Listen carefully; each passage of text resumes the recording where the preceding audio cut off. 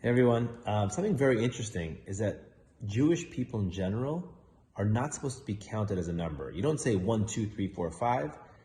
It's not proper to their kavod, to the holiness of a Jewish person, to be counted as a number. So much so that during the time of the Jewish people were in this week's Torah portion, when they were in the desert, and it came time to create a census to say how many people are there.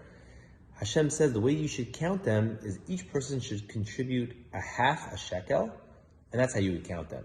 And it would be used as a census, but it would also be used to go towards the dedication of the Mishkan, of the tabernacle. So it was a fundraiser, and it also as a census. But it's interesting to note, why didn't it say, Torah say that each person should give 1 shekel? What's this idea of giving a half a shekel? And also a few of the scriptures, Pesukim later, it says, Ha'ashir lo yarbev hada lo yamit. It's that the wealthy person shouldn't give more than the half shekel, and the person that's not as wealthy, a poor person, should also not give any less than half a shekel. What is this half a shekel business? Why should one person not give more than the other person, and so on? So some beautiful lessons that are extrapolated from this week, from these verses. But some of the ones I wanted to touch on is as follows. It's very easy when it comes to a communal matter to look to the leaders, to the philanthropists in the city, to the people that are always involved, and say, you know what, I can go under the radar. I don't need to do anything. They're gonna take care of all of it. Or what am I gonna do? What's my $18? Or what's my little time that I can contribute? I'm such a busy person. Little time and effort that I contribute to the community. What's that gonna do? And this person's doing so much. They do so much more kindness than me. They contribute so much more money than me.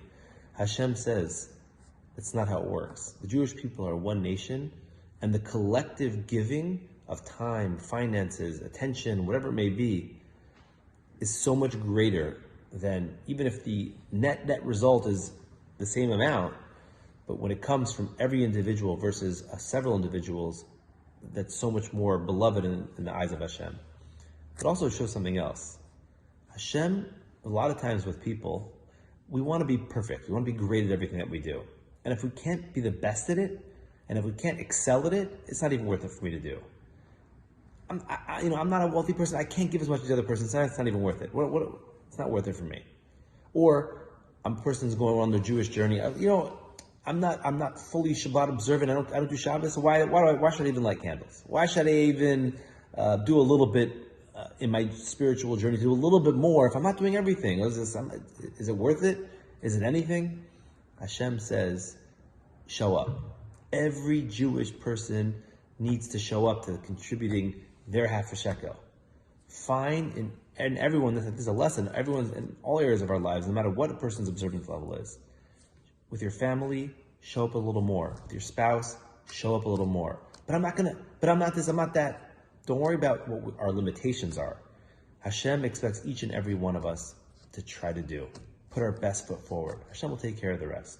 I think it's a very powerful lesson we see this right now just from a contribution level in Israel. This war in Israel is really a war against the Jewish people. And it's not just the millionaires and billionaires contributing, but everyone is trying to do their part to contribute. And in the eyes of Hashem, that's the most beautiful thing, and the result is tremendous. So just some thought, think of what areas in your life, in our lives, could we do a little more? Even though it's not going to be amazing, it's not going to be huge, but showing up. Shabbat Shalom.